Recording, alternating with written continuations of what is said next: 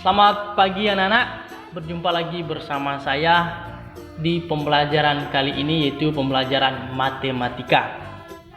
Namun sebelumnya Bapak mau bertanya, bagaimana kabar kalian hari ini? Semoga kalian semua dalam keadaan sehat-sehat saja. Baik, sebelum kita mulai pelajaran, marilah kita berdoa terlebih dahulu. Berdoa sesuai keyakinan masing-masing, berdoa dipersilakan. Berdoa selesai. Nah, baik anak-anak, adapun tujuan pembelajaran kita pada pagi hari ini, yang pertama, kalian mampu menyajikan data dalam bentuk tabel. Kemudian yang kedua, kalian mampu menyajikan data dalam bentuk diagram gambar. Dan yang terakhir, yang ketiga, kalian mampu menyajikan data dalam bentuk diagram batang. Nah, untuk lebih jelasnya mari kita sama-sama ikuti pelajarannya lewat beberapa penjelasan berikut ini. Baik anak-anak, sekarang kita perhatikan contoh yang pertama ya, yaitu bagaimana menyajikan data dalam bentuk tabel. Ya, kita lihat datanya ada di sini ya. Data hasil ulangan matematika kelas 5. Ya, di baris yang pertama kita lihat ada angka 7, 6, 6, 8, 9, 10, 6, 7. Di baris yang kedua ada 8, 8, 7, 9, 9, 7, 6, 5. Ya. Di baris yang ketiga ada 8, 7, 9, 10, 8, 7, 7, 7. Di baris yang terakhir ada 5, 8, 6, 6, 9, 10, 10, 10. Nah, sebelum kita melanjut ke penyajian data ini ke dalam bentuk tabel, kita harus tentukan dulu berapa jumlah data yang ada di sini. Jumlah secara keseluruhannya. Ya. Mari kita hitung bersama ya. 1, 2, 3, 4, 5, 6, 7, 8, 9, 10, 11, 12, 13, 14, 15, 16, 17, 18, 19, 20, 21, 22, 23, 24, 25, 26, 27, 28, 29, 30, 31, 32. Baik, sekarang sudah kita peroleh jumlah keseluruhan data ya. Ada 32 jumlah keseluruhannya. 32 banyak data ya, jumlah keseluruhan.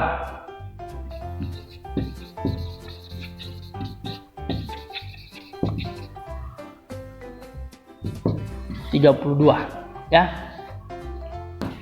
Nah, sekarang kita sajikan dia data ini ya dalam bentuk tabel ya. Tetapi dalam bentuk tabel ini kita harus tahu dulu bahwa dalam penyajian data nanti kita tentukan nilai yang dari yang terendah sampai yang tertinggi.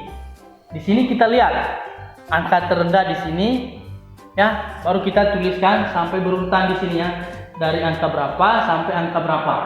Kalau kita lihat pada data ya, kita tentukan sekarang angka yang terendah di sini angka berapa? Yang paling rendah ya, angka 5 ya. Jadi angka 5. Nah, sekarang kita sudah ketahui nilai yang paling rendahnya adalah angka 5. Kemudian kita hitung berapa jumlah angka 5 ya. Kemudian kita sajikan dalam bentuk tabel. Dan kita tulis dulu angka 5 ya, secara berurutan ini dari yang paling rendah. Kita lihat di baris pertama, ada nggak angka 5? Tidak ada ya. Di baris kedua, ada nggak? Ada ya, berarti 1, angka 5 kita sudah dapat. Baris ketiga ada nggak? Tidak ada. Baris keempat ada angka 5 ya. Ya, baik, berarti jumlah angka 5 pada data hasil ulangan matematika kelas 5 itu ada 2. Kita bikin terus di sini ya. ada 2 ya. 1, 2 ya. 1, 2. Kemudian kita buat keterangan di sini banyaknya siswa ya. Berarti 2.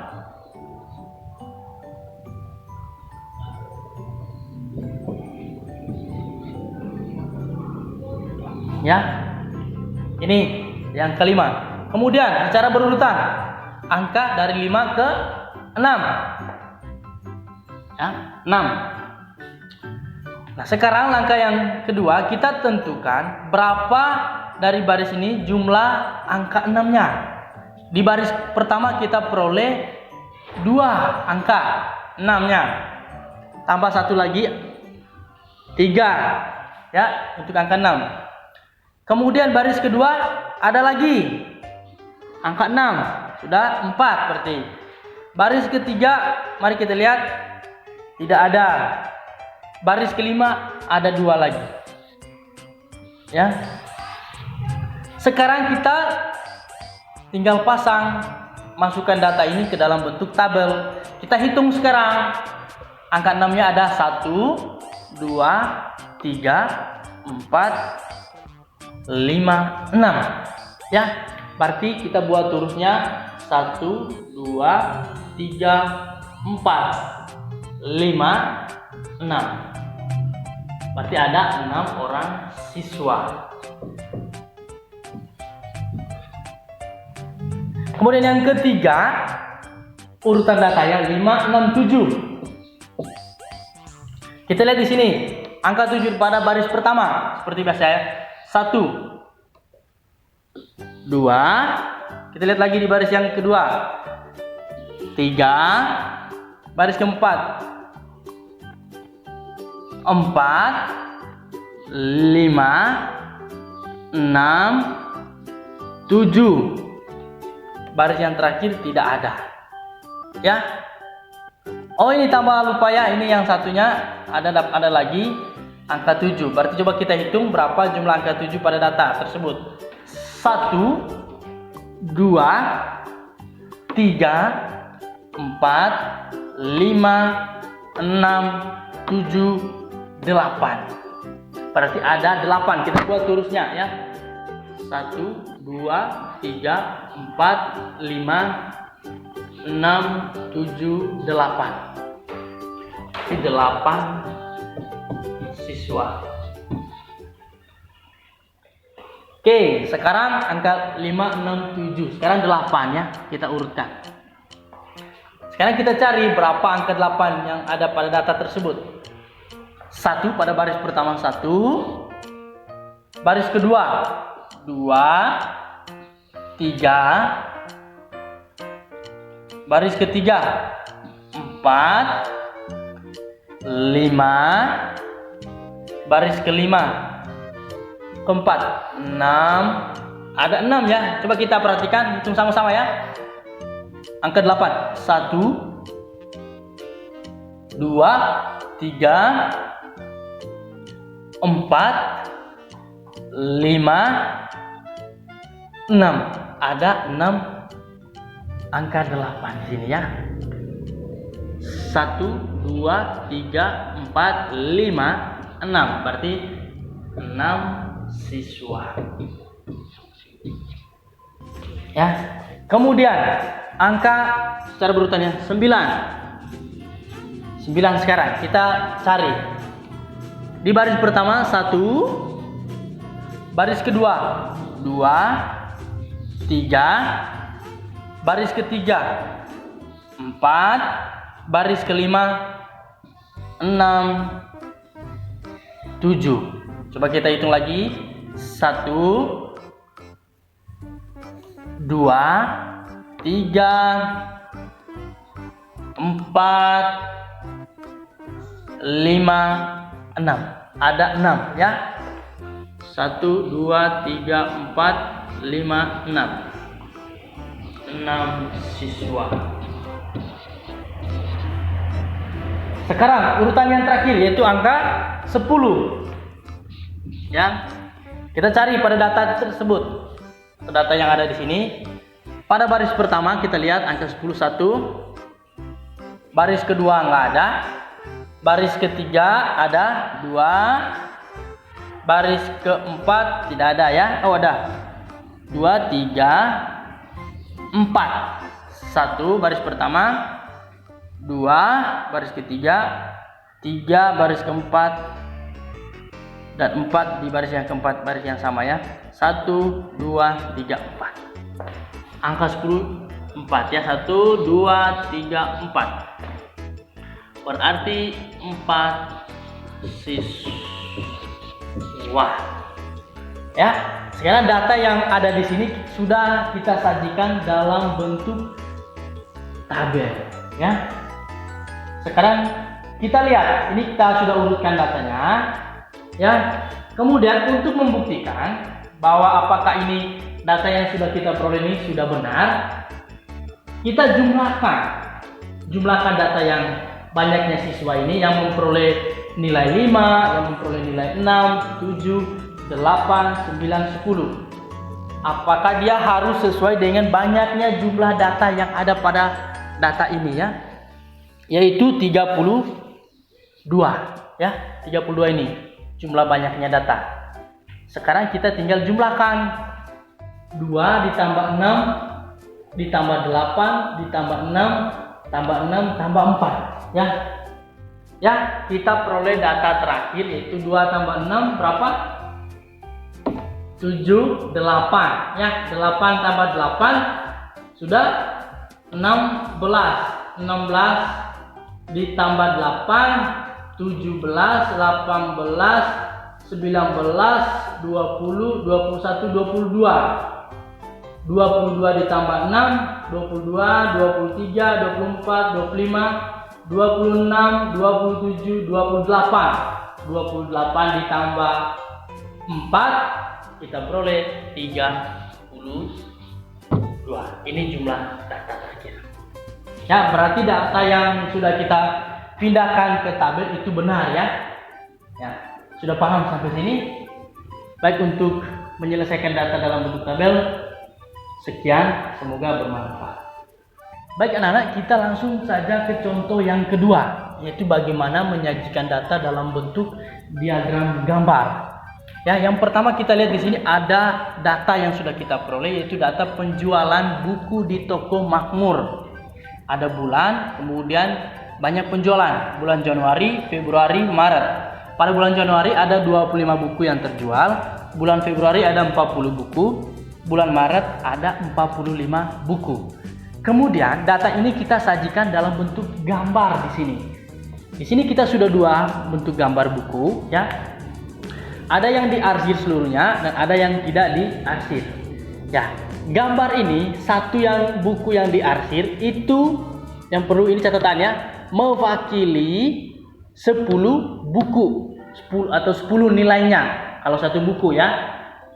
Kemudian gambar yang tidak diarsir itu satu buku mewakili 5 buku atau 5 nilainya. Ini catatan pentingnya supaya kita bisa sajikan dalam bentuk gambar nanti. Sekarang kita buat gambar bukunya. Ada 25 banyak buku yang terjual pada bulan Januari. Ya, kita arsir di sini ada berapa berarti buku yang diarsir? Ya, ada 2 buku ya yang kita arsir. Ya, ada 2 buku. Ya. Kemudian satunya lagi kita buku yang tidak diarsir ya. Ingat bahwa satu buku yang diarsir mewakili 10 buku. Ya. Berarti ini 10 gambar buku yang pertama, kemudian gambar buku yang kedua juga 10. Totalnya 10 ditambah 10 jadinya 20 buku yang diarsir. Kemudian datanya ada 25 pada bulan Januari. Kita tambahkan 1 buku yang tidak diarsir. Kenapa tambah 1? Karena 1 buku itu mewakili 5 buku. Ya, kita tambahkan 1 jadi 1 buku yang tidak diarsir. Kita sudah peroleh 10 ditambah 10 jadinya 20. Kemudian ditambah 1 buku yaitu 5. Ingat 5.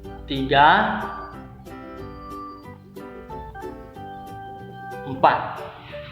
Ya, kenapa 4? Karena satu buku itu mewakili 10. Jadi kalau ini satu buku ini ya, 10, 10, 10, 10 ya. 4 ini ada 4 buku, 4 kali 10 sama dengan 40 penjualan buku pada bulan Februari. Ya, ingat ini catatan penting. Kemudian yang ketiga, pada bulan Maret ada 45 buku. Ya, 45 buku. Nah, kita sajikan dalam bentuk gambar berapa buku yang diarsir, berapa buku yang tidak diarsir di sini. Kita taruh ada berapa anak? 4 ya. 4 buku yang diarsir ya. 4 buku yang diarsir. Satu buku mewakili 10 ya. 10 buku itu yang diarsir. 2,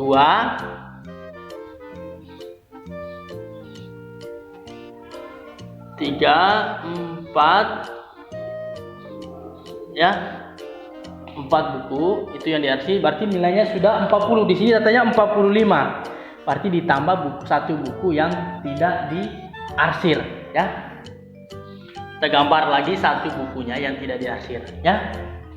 Lihat satu buku yang gambarnya arsir 10 buku ya, mewakili 10 buku. Berarti 10, 20, 30, 40 itu yang diarsir.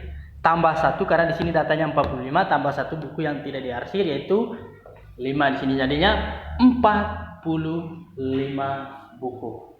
Ya, sekian untuk menyajikan data dalam bentuk diagram gambar. Baik anak-anak, kita lanjut ke contoh yang ketiga, yaitu menyajikan data dalam bentuk diagram batang. Ya, di sini kita langsung ke contoh soal. Ini ada data tinggi badan siswa ya. Kita lihat ini datanya. Di sini ada 3 nama, 3 orang siswa yang sudah kita peroleh di datanya. Yaitu nama siswanya Alit, Bayu, dan Edo. Ya. Kemudian tinggi badannya Alit 150 cm ya. Kemudian tinggi badannya Bayu 135 cm. Dan yang ketiga tinggi badannya Edo 145 cm. Ini data yang sudah kita peroleh. Kemudian kita sajikan data ini ke dalam bentuk diagram batang. Ya, di sini ada diagram batang, itu kita sudah buat garis lurus vertikal ya. Ini atas bawah, kemudian garis mendatar atau horizontal. Kemudian perlu kita ketahui di sini kita masukkan data tinggi badan siswa di garis vertikal ya. Tinggi badan siswa dalam bentuk sentimeter ya. Kita tulis di garis di diagram batang di garis vertikal. Kemudian nama siswanya kita masukkan di garis mendatar ya. Di nama siswanya di garis mendatar. Kita buat titik 0 di sini, pusatnya, titik pusatnya 0. Kemudian kita tentukan, cocokkan dengan data yang ada di samping. Alit, kita lihat tinggi badannya berapa? 150 cm. Kita lihat di sini Alit ini ya. Lihat tinggi badannya Alit, kita tarik garis lurus, cari 150 cm. Ya, berarti di sini ya. Kita lihat di sini, berarti Alit di sini 150. Ya, 150 Alit. Kemudian kita buat batangnya ya. Kita buat bagaimana Kita sajikan data tersebut, data tingginya Alif dalam bentuk diagram batang ini ya.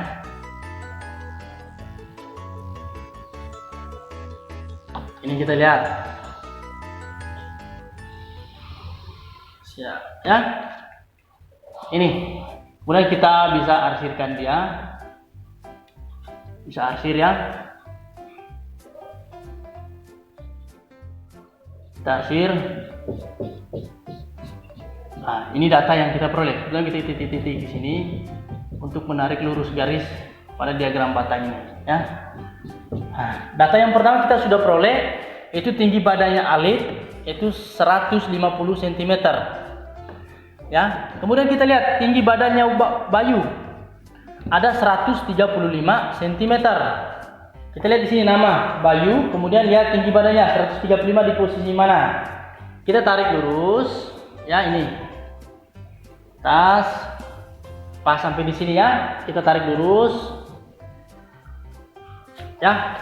Kemudian kita buat diagram batangnya ya, tinggi badan dari Bayu ya.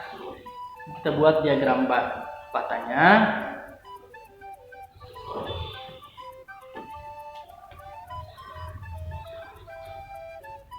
Kemudian kita arsir ya. Arsir. Nah, ini tinggi badan dari Bayu ada 135 cm. Kemudian Edo, kita lihat Edo tinggi badannya 140 cm. Kita sajikan dia dalam bentuk diagram batang 140 cm ini. Kita cari namanya Edo. Lihat angka 140 ya. Kita tarik sini sampai mencapai angka 150 cm ya. 140 cm ya. Berarti ingat kita buat diagram batangnya untuk tinggi badan yang dimiliki oleh Edo ya. Tinggi badan. Kemudian kita buat arsirnya, arsir diagram batangnya ya. Nah, baik. Sekarang diagram batang dari data yang ini sudah kita buat, di mana Alif itu punya tinggi badan 150 cm. Ini Alif 150 cm. Kemudian di datanya Bayu 135 cm. Kita lihat Bayu ya 135 cm. Kemudian Edo 140 cm tinggi badannya. Edo, kita cari nama Edo. Kemudian kita tarik garis lurus sampai di angka 150 cm. Demikian untuk contoh soal menyajikan data dalam bentuk diagram batang. Semoga bermanfaat. Baik anak-anak, demikian pembelajaran matematika kita pada pagi hari ini. Bagaimana perasaan kalian? Semoga menyenangkan ya. Baik, sebelum kita menutupi pembelajaran kita pada pagi hari ini, mari kita simpulkan bersama terkait materi yang sudah kita pelajari tadi. Yang pertama berkaitan dengan bagaimana cara menyajikan data dalam bentuk tabel. Yang harus kita ketahui sebelum kita menyajikan data dalam bentuk tabel, yang pertama kita harus tahu dan tentukan data yang terendah dan tertingginya berapa. Angka terendah dan angka tertingginya berapa. Kemudian kita harus mengurutkan dari yang terendah ke yang tertinggi datanya. Bisa juga sebaliknya.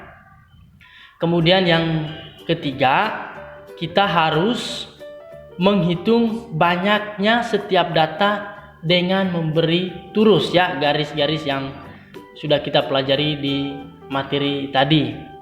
Kemudian untuk menyajikan data dalam bentuk gambar, yang harus kita perhatikan adalah tentukan gambar yang akan kita buat nanti ketika kita menyajikan datanya dalam bentuk gambar, apakah bentuk buah-buahan, bentuk buku, bentuk hewan ataupun manusia. Kemudian yang kedua, tentukan banyak data yang ingin diwakili oleh satu gambar ya.